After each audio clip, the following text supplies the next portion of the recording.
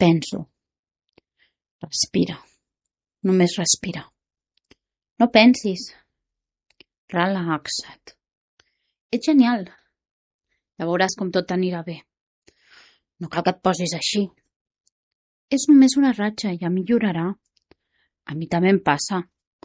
Jo tinc estrès, però segueixo i ja està. És qüestió de voler. Doncs no puc. Estic cansada. Em fa mal tot. Cap, cor, ossos, músculs, panxa, tot. Respiro. Em fa mal. Hi ha algú fos dins. És negre. Un núvol? Potser una taca, no ho sé. Però és negre, molt negre. I em fa mal. La de les fotos? No ho sé, però no sóc jo. La gent m'estima? Suposo. Em donen suport. Però no m'entenen. La seva bona fe em fa mal.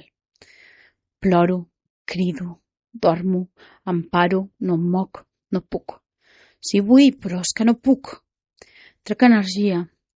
Estic inquieta, salto, em moc, camino, vull caminar molt, no vull parar, penso, dic el que penso, trenco coses, m'estiro dels cabells, m'estallo. Segueixo dient coses. Semblen sense sentit, però en tenen i molt. La gent em mira. Estaré boja? Segurament ho estic. Estic cansada? Molt cansada. La meva frase de fa anys, el típic com estàs, és cansada. De fet, em van fer fins i tot una caricatura fa molts anys. Sóc jo, aixafada i dient que estic cansada. Penso massa. Hauria de parar. No puc. No entenc què faig aquí, ni per què sóc viva. Vull deixar de patir. Penso en la mort i amb la pau que em dóna, els tanatoris, cementiris, coneguts que he vist, i no em fa por. No sóc valenta, però no puc, estic cansada. Només em caldria una miqueta de valentia. La tindré? No ho sé, però no puc. Sóc egoista. Hi ha gent pitjor i tu no suportes ni una simple taca, Maria, de foscor. També sóc una mentidera. Porto temps malament, però havia de ser aquella del mirall que tothom descriu amb defectes i virtuts. Massa temps sent així, ara no pot ser diferent. No pots dir que t'importa una merda tot. No pots. Segueixo sens generosa. Dono sempre més del que tens, somriu, fes riure, treu la força, però sabeu què? Que no puc, que estic cansada. M'intenten ajudar i és una traïció. Em fan mal.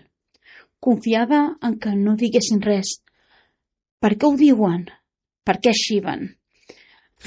Ajudar-me, diuen? No ho sé, però la seva ajuda és absurda. Bona fe? Sí, però absurda, la seva ajuda.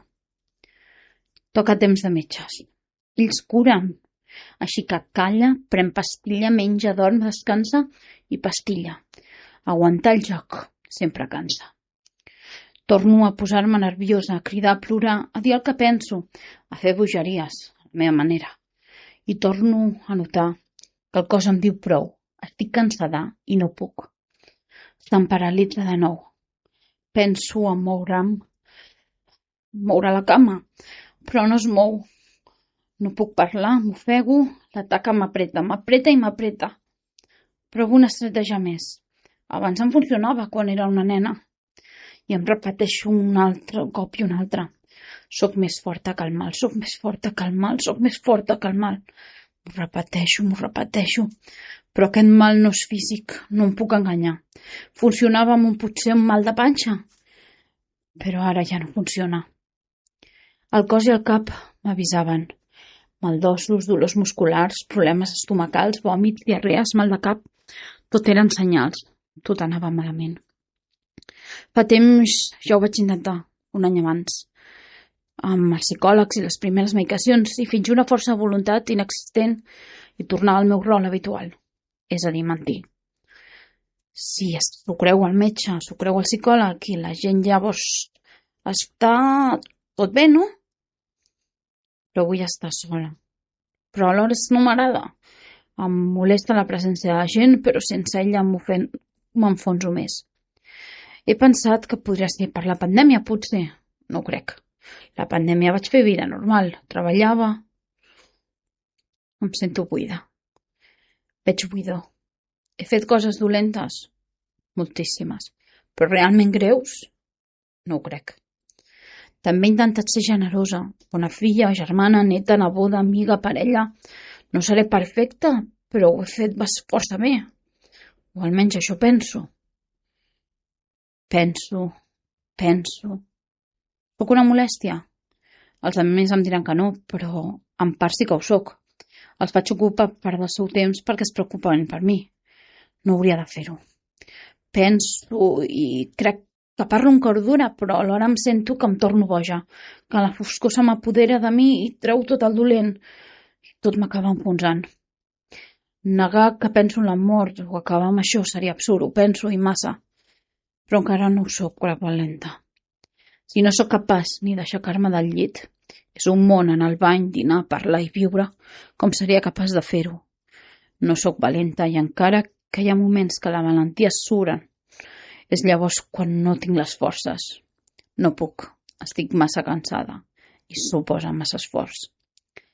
La meva vida es definirà per qui sóc. Potser sí, una vida normal, potser mal gestionada per la protagonista de la història, sense grans traumes, amb alguns drames també forces. I a priori l'evolució d'aquesta història no hauria de ser tan dramàtica, però ho serà. Suposo que tot ve de les petites coses, les sumades, les senzilles, les que a poc agafes a priori i creus que són inofensives. Primer 1, 2, 3, 4, 50, 100, 1.000, 2.000, punt per punt, minúscul. Però el petit de vegades es fa gran, massa gran, i acaba convertint-se en algú gran i fosc. La natura és sàvia, si no mirem els forats negres. Energies, partícules no es veuen, però hi són. M'agrada pensar que no es mor la persona, per exemple, que deixa de menjar, sinó que quan deixem de fer les coses és perquè realment sentim que ens estem morint. I jo a la meva manera, a poc, deixo de viure. Llavors, de nou, un cop més, penso. Potser el proper escrit no és una reflexió, sinó un adeu, o una confessió, o una carta d'amor a la vida, o potser una carta d'amor a l'estimada mort. No ho sé.